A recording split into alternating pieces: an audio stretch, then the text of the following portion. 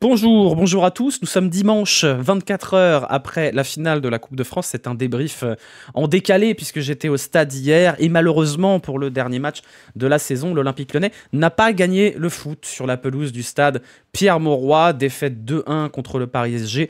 Un score presque flatteur tant les Lyonnais n'auront pas vraiment existé dans cette rencontre. Un match qui a été dominé de bout en bout par les Parisiens qui ont vraiment laissé que des miettes à l'OL. On verra les stats après. Un malentendu aurait peut-être pu être possible avec cette égalisation de Jacob Ryan dans le courant de la seconde période, mais malheureusement le Hurrah Football n'a pas pris.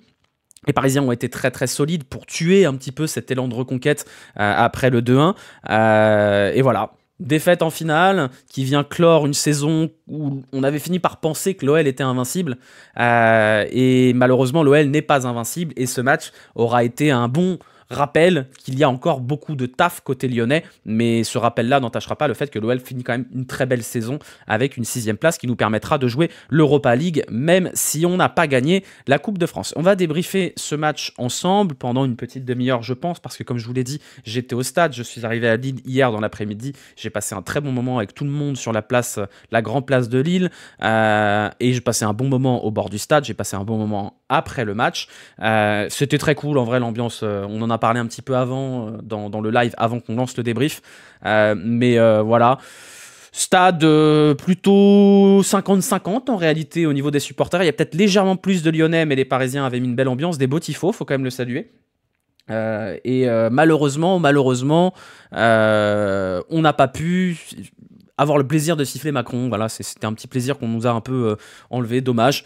Pour le reste, dans le match de foot, un PSG avec une équipe type, on aurait pu se dire ouf, c'est bien, comme ça Mbappé, Dembélé, ils vont penser à l'Euro plutôt qu'autre chose.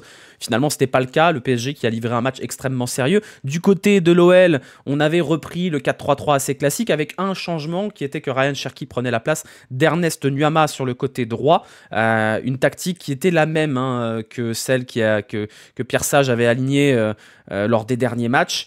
Et toujours cette défense à 4, c'est aussi ça dont on se posera la question après. Ne fallait-il pas jouer à 5 contre ce Paris Saint-Germain-là, puisque les écueils qu'on avait vus au Parc des Princes ont été plus ou moins les mêmes sur ce match-là, même si, contrairement au match au Parc des Princes, alors c'était plus facile parce qu'il menait 4-1, on n'a pas vraiment vu de moment dans ce match où l'OL a semblé hausser le niveau. Il n'y a vraiment pas énormément de regrets à avoir. On a le droit d'avoir un peu la mort et d'être déçu. Mais en réalité, il n'y a pas un moment dans ce match où on a senti que l'OL était en train de prendre le dessus. Donc voilà, 2-1 bien tassé. Je vais vous montrer vite fait les expected goals et compati. Vous allez comprendre quand même. Hein. Vous allez comprendre. Évidemment, les stats sont plus les bonnes. Il faut que je les remette. Ça, je ne sais pas pourquoi il me fait ça, mais c'est pas grave. Hop là, voilà, les stats, elles arrivent. Bon, 28 tirs à 10, 11 tirs cadrés à 2, 3,14 expected goals à 0,64, 68% de possession pour le Paris Saint-Germain. Bon, c'était l'Espagne 2012. Hein. Ils nous ont pas laissé respirer. On s'est fait tourner pendant toute la fin du match. Il n'y avait pas grand-chose à espérer. C'était un match... c'est un match qui criait un peu le désespoir quand même. Vraiment, le dernier quart d'heure, il a été tellement long. Tellement long, j'ai cru qu'on verrait jamais le ballon. Quand on récupérait le ballon, on le balançait. On a senti que les joueurs étaient un peu fatigués et c'est normal. Voilà, c'est un match où on se rend compte qu'il reste une grande marche à franchir pour pouvoir à un moment donné peut-être rivaliser. L'OL finit 6e, il faudra l'an prochain que l'OL vise un petit peu plus haut, on le sait. Est-ce que l'OL est prêt avec son effectif et le niveau actuel à viser plus haut? Probablement pas, il y aura une prépa, il y aura un mercato, et donc on aura le temps d'espérer cet été, puisque c'est le dernier débrief. Hein. On fera un débrief de fin de saison un peu plus tard, ça fera un prétexte, on déniera le plus beau but, le pire match, nanani nanana. On fera peut-être ça avec un à la Zub avec Zach, on verra, pour l'instant c'est pas prévu. Pour l'instant on va se concentrer sur ce match, et on fera le débrief de la saison plus tard. Voilà. Merci à vous qui êtes sur YouTube, qui lâchez les petits pouces. Merci à ceux qui sont sur Twitch depuis maintenant pratiquement 1 heure. De manière générale, on va commencer avec un grand merci pour tout ça. Merci à tous ceux qui sont passés à Lille dire bonjour. Alors j'ai appris qu'il y en avait qui me suivaient uniquement sur TikTok. Je trouvais ça très drôle. Ah, c'est toi le TikToker. Je dis comment ça le TikToker? Je dis TikTok, laissez-moi tranquille. Donc voilà. Merci à tous, c'était très cool hier dans Lille aussi grâce à vous parce que tout le monde était très gentil. Il y a eu un relou parce qu'il était bourré, mais sinon il y a dû avoir 50, 60, 70 personnes absolument adorables. C'était très très chouette et l'ambiance était très chouette. Les débriefs vont continuer l'an prochain. à la fin de ces débriefs-là, on va embrayer sur du vélo. D'ailleurs, on continuera le live après pour parler un petit peu de vélo et de F1. Donc le programme de cet été, ce sera des débriefs après chaque étape du Tour de France. Et on se retrouvera derrière pour les matchs amicaux. Puis le début de saison, il va falloir être solide parce que la saison prochaine, c'est 2 débriefs par semaine. Donc ça va être chaud. Ça va être chaud. Voilà. Quoi d'autre à dire sur ce match? Peut-être, oui, une erreur tactique de la part de Pierre Sage d'avoir voulu jouer au foot en vrai, en jouant à 4 derrière. Il aurait peut-être fallu tenter le 5-3-2. Je pense que s'il y a un truc à reprocher à Pierre Sage, c'est peut-être ça. Parce qu'en voulant jouer à jeu égal avec le Paris Saint-Germain, on a encore vu que les côtés ont fait un désastre pas possible. Lors du match au Parc des Princes, on a bien vu que les zones sur le côté étaient celles où l'OL avait énormément souffert. Après, ce PSG, il est dur à appréhender parce que quand c'est pas la largeur, ils font le surnombre au milieu. C'est une équipe qui est très très chiante à jouer, surtout quand elle a décidé d'avoir la tête à l'endroit. Et hier, malheureusement, le PSG avait la tête à l'endroit et on n'a pas réussi à faire comme ce qu'avait fait Dortmund, même si Dortmund a quand même châté sévère. Voilà, je pense que le seul regret qu'on peut avoir, c'est éventuellement sur la compo de départ, sur l'animation de départ, peut-être sur le choix des joueurs. On a vu un Corentin Tolisso qui était quand même dans le dur, un Saïd Benrahma qui a eu beaucoup de mal à exister. Finalement, une défense centrale qui a plutôt pas trop mal, qui s'est plutôt pas trop mal démerdé. Un Lucas Perry qui est quand même fautif sur le premier but et même sur le deuxième, mais qui fait son match. Encore une fois, c'est dur un match comme ça pour Perry. Il y a quand même 9 arrêts. Il fait un bon match dans l'absolu, mais oui, il est quand même fautif sur les buts. Moi, je suis quand même assez déçu de certaines prestations individuelles. La prestation collective, je pense que c'était pas la bonne partition, et ça arrive. Je pense que ça a mis un peu de temps à être corrigé, mais encore une fois, il faut tempérer par le fait que le PSG est très fort, et ils avaient envie d'être là. Ils n'étaient pas en vacances. Et un peu déçu par un certain nombre de performances individuelles. J'ai trouvé la défense plutôt ok. Maintenant, le milieu de terrain m'a semblé assez faiblard. Surtout Corentin Tolisso, que j'ai trouvé vraiment en dessous. Mais on verra, ça c'est un vrai chantier. Il va falloir trouver quelqu'un capable de cocher cette case-là. J'ai trouvé Benrahma particulièrement en difficulté. J'ai pas ses stats, mais je pense qu'il a perdu énormément de ballons. Et je commence à être un peu inquiet pour Benrahma. Parce que c'est irrégulier quand même, Benrahma. Et c'est un joueur qui est censé avoir un statut, qui coûte cher, qui va coûter cher, puisque l'option d'achat va être levée. Moi, j'ai envie d'aimer Saïd Benrahma, mais je lui en demande davantage. Alexandre Lacazette a passé un match compliqué. Très esselé devant, il n'a pas pu faire grand-chose. Et Ryan Cherki aussi n'a pas été dans un jour incroyable. C'était de manière générale très très dur d'exister dans ce match. Très très dur d'exister dans ce match. Mais si on voulait rêver d'un malentendu, il aurait fallu quand même avoir quelques fulgurances devant, et en l'occurrence, il n'y a vraiment pas eu de fulgurance. Très très peu. La seule fulgurance, c'est que Cherki a enfin commencé à tirer les corners correctement. On aurait pu avoir un malentendu sur 2 buts d'O'Brien, on ne sait pas. Mais voilà, donc un peu déçu sur cette partition ratée. Moi, là où je suis déçu, c'est de ne pas avoir vu de match, en fait. C'est-à-dire, voilà, on est arrivé chaud comme des patates, on est arrivé avec de l'envie et on y croyait tous, on y croyait tous, et en fait, on n'a pas vu de match. Le match, il n'a jamais démarré pour l'Olympique Lyonnais, et donc c'est ça qui nous donne un peu de regret, parce que c'est toujours meilleur d'avoir pu se dire, s'il y avait eu ça, peut-être qu'on aurait gagné, mais en fait, il n'y a même pas eu le ça. C'est pas comme l'Ajax où on se dit ah bah si Cornet la met, c'est pas même le Bayern où t'en prends 3 mais tu fais un poteau, donc tu te dis ah attends ça peut changer. Là hier soir, il y avait pas match. Il y avait un monde, il y avait une équipe de Ligue des Champions et une équipe qui a joué le maintien pendant la bonne partie de la saison. Voilà, il y a un monde, il y a un écart, c'est pas grave. C'est quoi le truc avec Frappard? Je sais pas du tout, j'ai pas vu, je regarde après.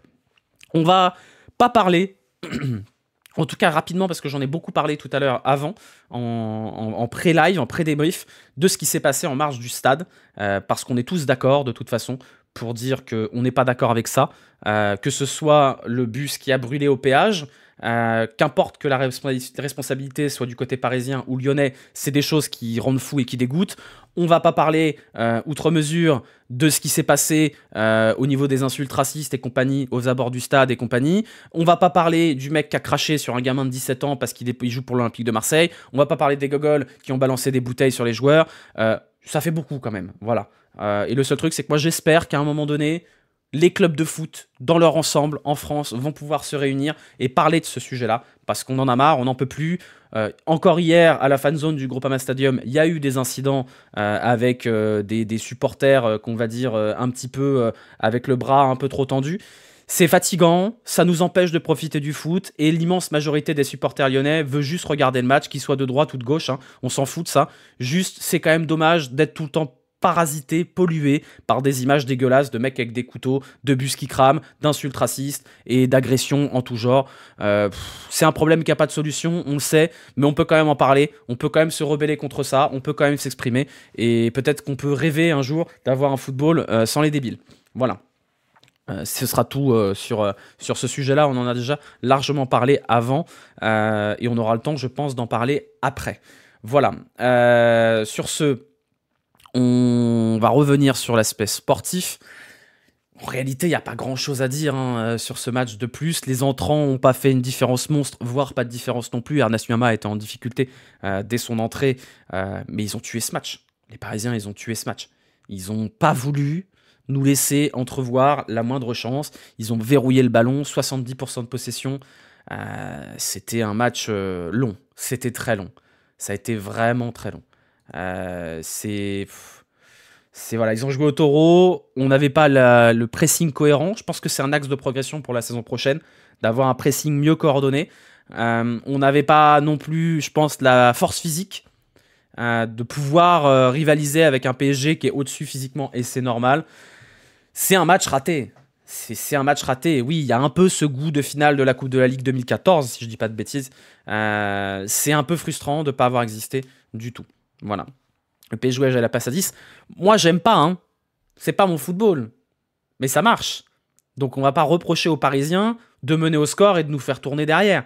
Voilà. Si on veut pas que le PSG fasse mumuse avec la baballe derrière, il faut pas prendre de but. Et malheureusement, c'est un premier but qui est évitable parce que voilà, ça correspond à une saucisse de la défense. Le deuxième but, il peut être évitable aussi. Mais à partir du moment où vous avez un PSG qui mène 2-0, c'est compliqué. C'est compliqué. Et le 2-1 est déjà pas mal miraculeux. On est passé à côté de notre match, ouais.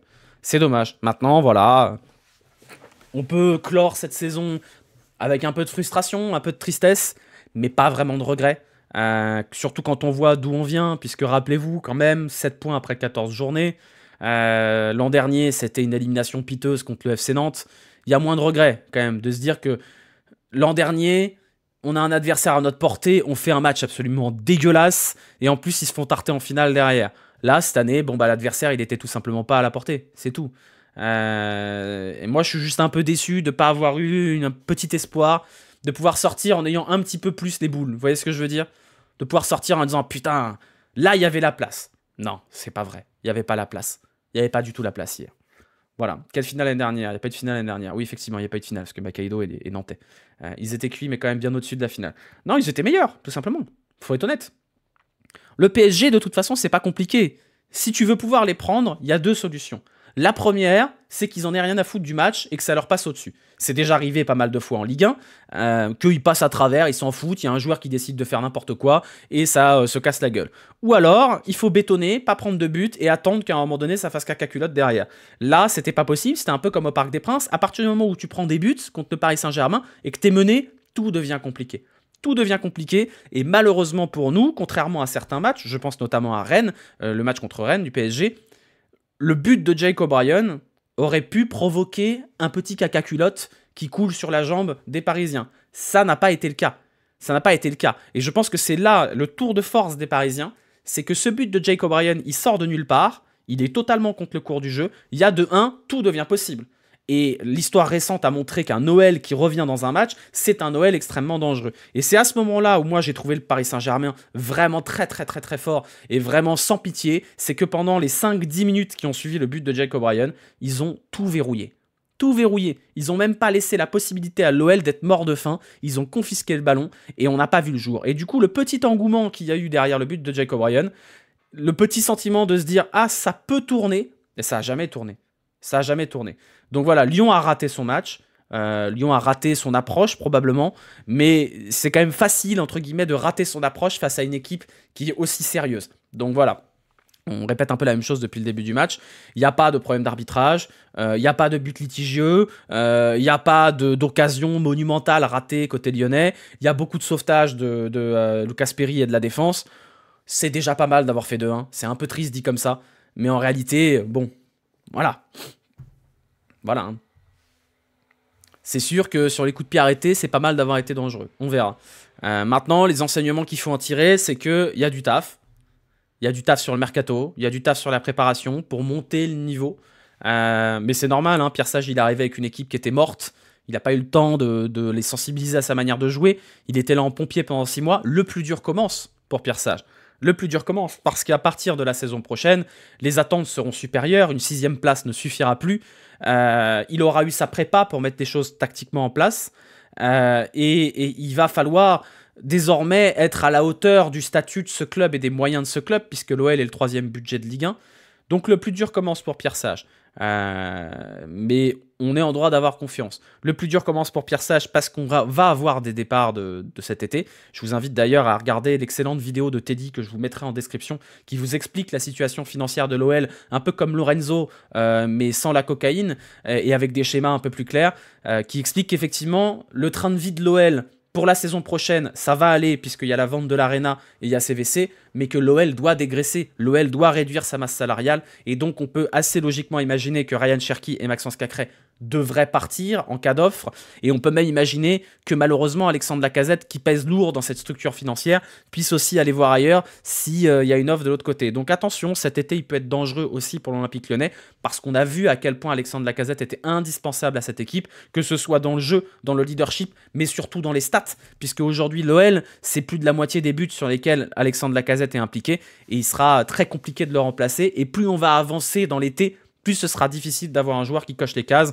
Donc voilà, du boulot pour David Friot, du boulot pour Mathieu Louis-Jean, et du boulot pour Pierre Sage tactiquement. On le sait, moi j'ai confiance.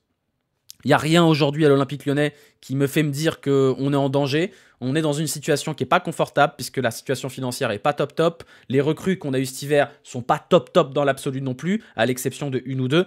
Et il y a des joueurs en partance. On est quand même dans une opération réduction salariale pour rebâtir des bases saines de ce club, qui aujourd'hui ne sont pas saines. Hein. Vous verrez dans la vidéo, vous voyez le poids des salaires sur le budget de l'OL, c'est terrible. Hein. Donc on va voir. On peut quand même se tourner vers cet été avec un petit peu d'excitation, un petit peu d'appréhension. Mais je préfère qu'on aborde cet été dans la situation actuelle qui est d'un OL qualifié en Europe. 4 matchs de Coupe d'Europe à la maison, c'est quand même pas mal dans le budget, que ce soit en droit télé ou en billetterie, même potentiellement 5, puisque pour être éliminé de l'Europa League, il faudrait terminer dans les 8 derniers de la poule de 36, ce serait un peu compliqué.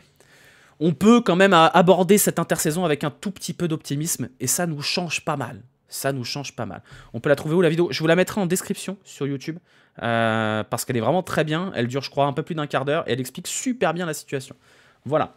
Elle est dans ta description déjà. On est sur Twitch, donc elle n'est pas dans la description Twitch, mais je vous la mettrai sur YouTube. Voilà. On pourra faire un point sur le mercato après, si vous voulez. Maintenant, on va passer aux notes, je pense, puisque ça fait 20 minutes de débrief. Je pense que c'est le moment de passer aux notes. On fera les notes de la saison plus tard, lors du prochain débrief. Donc là, concentrez-vous sur les notes de ce match, même si on est à 24 heures après. Hop là, c'est bon, il arrive, le dernier terrain de cette saison. On va le dessiner ensemble. Je vous rappelle hein, la règle, vous savez, pour noter les joueurs... Merde, j'ai raté. Pour noter les joueurs, vous mettez le nom du joueur et sa note après, et vous pouvez séparer les différents joueurs par un point-virgule pour pouvoir tout compter en même temps. Voilà, hop, le terrain, il est affreux, c'est pas grave. C'est pour le principe. Voilà, il est bien pourri, mon terrain. Redis le nom de la vidéo. Je vous mettrai en commentaire, je vous mettrai en description. Vous pourrez l'avoir après. Un beau terrain. Ça va. On a connu pire, quand même. On a connu pire. Allez, actualisation automatique, c'est parti. Lucas Perry, match sérieux, match intéressant. Match qui permet de hyper un petit peu, quand même, pour la saison prochaine. Il a une certaine forme de sérénité, il est très bon sur sa ligne. Il est quand même coupable sur les 2 buts. Donc j'ai pas non plus envie de mettre une très bonne note à Perry, parce que c'est pas un match sur lequel il est infaillible. Je trouve qu'il a un côté rassurant quand même, et il va progresser. C'est encore un jeune gardien, alors il n'est pas hyper jeune non plus, mais il va progresser. Je pense que Perry, ça se négocie autour du 5,5 quand même. du 5,5. O'Brien, quel état de charge? Je vous trouve très sévère. Moi, je les ai trouvés plutôt bons, les deux défenseurs centraux. Pardon. J'ai trouvé O'Brien particulièrement bon et je suis d'accord avec votre note de 6. On va mettre 6. Kaleta Tsar peut-être un légèrement en dessous, mais pas mauvais non plus. On va mettre 5, ouais. On va mettre 5. Pour l'instant, je suis assez raccord avec vous. Tagliafico, Mata, je vous trouve sévère en vrai. Hein. Effectivement, c'est pas un bon match et ils se sont fait tourner, mais ça a été dur pour eux. Ils ont vraiment été abandonnés sur leur côté. Encore une fois, la tactique, à mon sens, n'était pas forcément la bonne. Mata a vraiment été très en difficulté. On va mettre 3 pour Mata. Tagliafico a un petit peu moins souffert. On va mettre 4,5 aussi. Je suis d'accord avec votre note. C'était un match où ils avaient déjà souffert lors du match au Parc des Princes. Ils ont repris le bouillon pareil. L'entrée de Maitland-Niles n'a pas changé grand-chose au Schmilblick. Bon, voilà, Matic. Moi, je ne l'ai pas trouvé catastrophique, Matic. Maintenant, il y a quand même une période de 30 minutes où il prend le bouillon. Et malheureusement, c'est aussi Matic qui doit être le fer de lance de cette équipe quand elle a mal. Et elle a eu beaucoup mal hier. Et l'expérience de Matic n'a pas suffi à faire en sorte qu'on ne coule pas désormais. Donc ouais, un 4 bien tassé pour Matic. Je pense que c'est OK là-dessus. Tolisso, ça a été très très dur. Très très dur, Tolisso. Je ne l'ai pas vu du match en vrai. Il a été... Parce que dans ce genre de match où tu joues contre un adversaire qui joue très haut, il te faut des milieux qui sont capables de temporiser 3-4 secondes, le temps que le bloc remonte. Et aucun milieu hier n'a été capable de faire ça. Cacré un tout petit peu plus, mais Tolisso, il a été en difficulté tout le match. C'était vraiment très très compliqué pour Tolisso. On va mettre 3, on est gentil encore. Cacré un peu moins en difficulté, mais en difficulté quand même. Je pense qu'il y a quand même quelques fulgurances de la part de Cacré, mais dans ce match-là, il n'a pas été suffisamment bon sur le pressing. Et c'est ça le problème de ce match. C'est que pour qu'il y ait un potentiel malentendu, il aurait fallu que le milieu gagne des duels, il aurait fallu que le milieu réussisse à tenir un petit peu le ballon, et ça a été un naufrage pendant tout le match. Donc on va mettre 4 à Cacré. Devant Benrahma, moi je l'ai vraiment trouvé très très très très mauvais hier, Benrahma. Pareil, un joueur comme ça, un joueur comme Benrahma avec sa qualité technique et même son côté assez physique, puisque Benrahma il n'est pas tout frêle, il doit être capable de temporiser, de garder la balle. Hier, il a eu beaucoup de mal à le faire. Moi, je suis quand même un peu inquiet par les régularités de Benrahma, même si c'est difficile de juger des joueurs sur un match contre le Paris Saint-Germain. Hier, c'était vraiment pas bon et je suis d'accord avec vous pour un 2 bien tassé. Cherki, je sais pas. J'ai eu du mal à analyser le match de Cherki. Évidemment que c'est pas un bon match, hein. Je l'ai pas trouvé calamiteux. Tu as tout à fait raison, Paul. Mais bon, c'est un peu triste que ce soit potentiellement le dernier match de Cherki, le dernier match de Cacré, de rester un peu sur ça. Ouais, Cherki, on va mettre 3,5, hein, ça me semble... non, peut-être un peu plus, on va mettre peut-être même 4. 4. Et Lacazette, malheureusement, c'est difficile de lui mettre une note tant il a pas existé, quoi. Il n'a pas vraiment existé hier, Lacazette, donc on va mettre un 4. Hein. Et Pierre Sage, pour moi, c'est quand même pas une bonne note pour Pierre Sage, puisque à mon sens, l'approche n'est pas bonne et le choix des joueurs n'est pas bon. L'approche tactique, elle n'a pas fonctionné et le milieu de terrain n'a pas fonctionné. Or, on savait que c'était ça les clés. Moi, ce qui m'ennuie un peu plus, c'est que c'est les mêmes erreurs que sur le match au Parc des Princes. Donc, je sais pas ce qui s'est passé pour qu'on décide de faire ça. Mais c'est un peu dommage parce que je pense que c'est ce choix-là qui nous empêche d'exister derrière, ou en tout cas qui nous empêche d'entretenir un malentendu. Ça m'aurait peut-être moins choqué qu'on mette un Mata ici, comme ça, un Tagliafico par là, et que ici on mette un Maitland-Niles. On aurait peut-être eu un petit peu plus d'équilibre et un petit peu plus de champ sur les contre-attaques. Donc un petit peu déçu quand même hier par l'approche, même si, encore une fois, restons honnêtes, ça a été un très très gros Paris Saint-Germain en face. Voilà pour mes notes. On n'a pas noté l'arbitre, mais on ne notera pas l'arbitre. Voilà, c'était François de Texier qui a fait un très bon match. Voilà, faut être honnête. Je vous laisse encore un peu de temps pour noter les joueurs. Vous pouvez télécharger vos notes si vous les avez toutes bien faites avec le lien que vous allez retrouver ici dans le chat. Voilà, et on va passer au Jurigno tout de suite. Voilà, il va s'afficher dans 3, 2, 1. Regardez, oh là là, quelle réalisation, qu'est-ce qu'on est fort. Le Jurigno, où on va pouvoir voir les notes finales du Jurigno. On va mettre Benrahma dans les négatifs, hein, malheureusement. On va mettre Benrahma et Tolisso. Ça me semble assez logique, on va mettre -3 et -4. Dans les positifs, on va mettre O'Brien quand même, parce qu'il est buteur, même si c'est pas un énorme match. Et on va mettre Perry, on va lui mettre +2 également. Et le dernier, qu'est-ce qu'on pourrait mettre? C'est dur là, hein. C'est dur en vrai. Hein. Bah, Mata en vrai. Hein. Mata, on va mettre -3. Hein. On va mettre -3. Hein. Bah oui, bon match de l'arbitre. Le Texier, il a fait un bon match. Il n'y a pas de situation litigieuse. Il a bien géré son match. Il n'y a pas beaucoup de cartons. Mata a quand même bien pris le bouillon hier. Hein. Je pense quand même mettre -4. Voilà. Hop là. C'est cliqué. C'est enregistré. Et juste un petit tour sur le classement du Jurigno, le classement final du Jurigno. On voit qu'on a 2 joueurs au-dessus de 10 000 qui sont Lacazette et Cacré. C'est évidemment Lacazette qui l'emporte, mais pas tant d'avance que ça sur Cacré. Hein. Mata qui perd un peu de puntos. Il y a moyen que d'ici vos notes, il passe derrière O'Brien. Donc O'Brien qui est quand même top 5 de la saison. C'est assez fou. Lopez, malgré son début de saison compliqué, qui finit dans le top 6. Et si on descend, évidemment, on retrouve Lovren, on retrouve Tolisso, on retrouve Koumbedi, dont on n'a plus vu de nouvelles, mais qui avait fait un début de saison compliqué.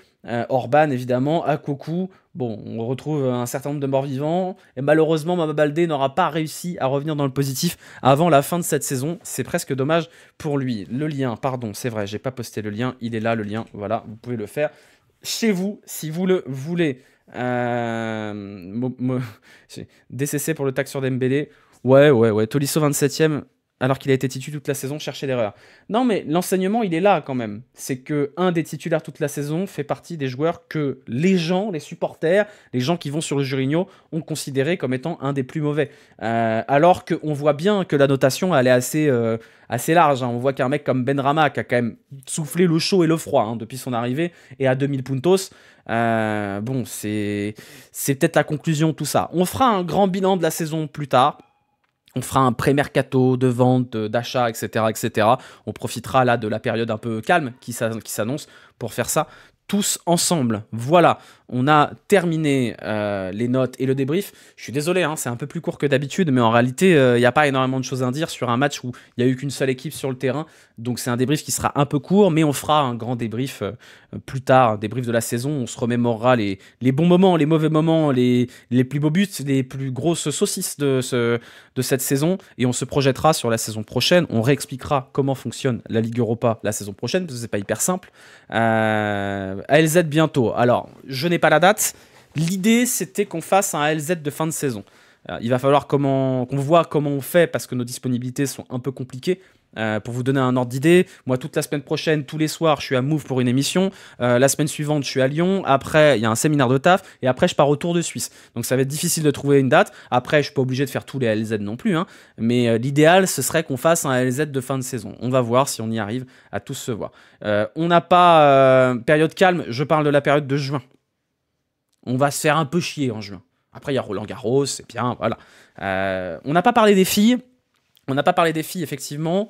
J'ai pas vu une seule minute du match parce que j'étais à Lille. J'ai juste vu qu'on avait perdu. Donc un peu dommage, un peu triste. Mais bon, il y en aura d'autres. Confiance. Visiblement, il n'y a pas eu de match non plus. Hein, 2-0 bien tassé. Tu vas visiter des appartes. Théoriquement, c'est bon. Théoriquement, j'ai un appart. Théoriquement. Faut que je le visite, que ça se fasse et compagnie. Mais normalement, c'est le proprio qui m'a contacté. Normalement, j'ai un appart à Lyon. Voilà. Donc normalement, en août, je suis à Lyon.